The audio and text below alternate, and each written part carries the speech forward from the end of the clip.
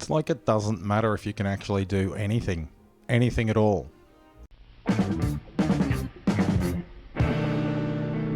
So the fat and ordinary thing was more about this.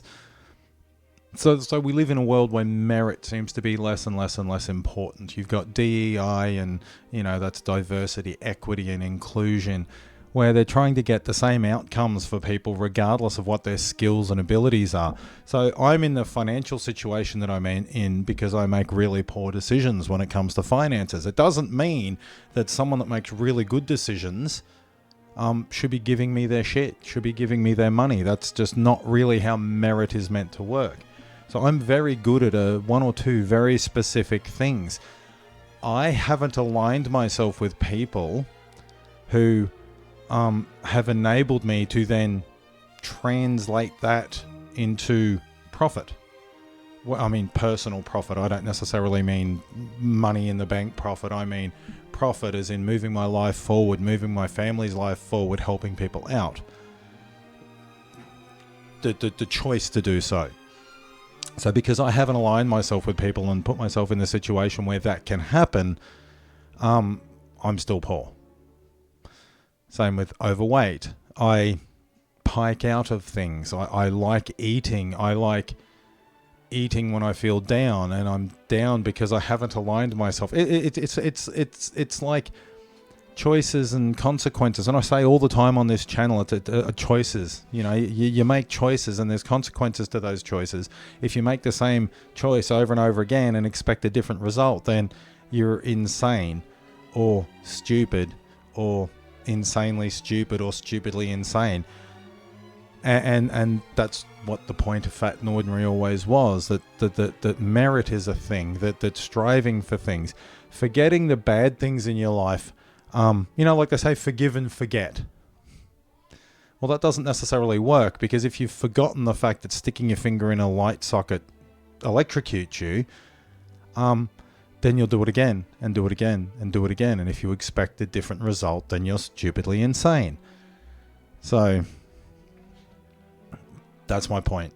My point about going back and doing the Fat and Ordinary thing, my point about saying that people are stupidly fat, like the Olympics.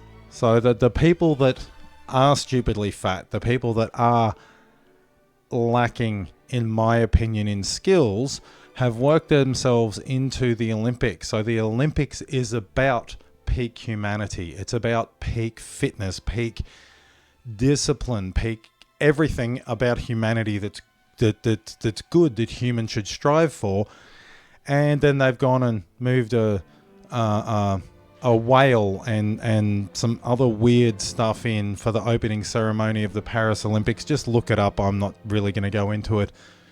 But all of these things are antithetical to what the Olympics actually is, because these people hate merit. They hate that they're not as good at something as someone. They hate that they can't do these things. Now, I hate that I am shit with money, but I can always learn to be better with money. I'm willing to put I'm obviously not willing. I'm 50 years old and still haven't put the time in, so obviously I'm not willing to do that. But I am willing to align myself with someone that can allow me to get to the place that I want to be to. And anyway, my point is, things without value, or things without worth, have no value. So if you don't have to work at something, it's not worth anything. It really isn't. And that's the problem that we're having in society. This is why peak physical form was a completely different thing. So you can't look at like models and stuff, because supermodels they had that heroin chic thing going for years. But in life, in the world, there's you look at what's physically appealing, whether it be a person or a building or a car or a job or a piece of electronics or whatever it is, and it's usually because it's the peak example of whatever that is. I mean, it's not like people go, oh, when I get rich and famous, I'm going to buy the most basic Hyundai that I can. That's not the way that it works. Anyway, we seem to have been going away from that. Someone called it enshittification.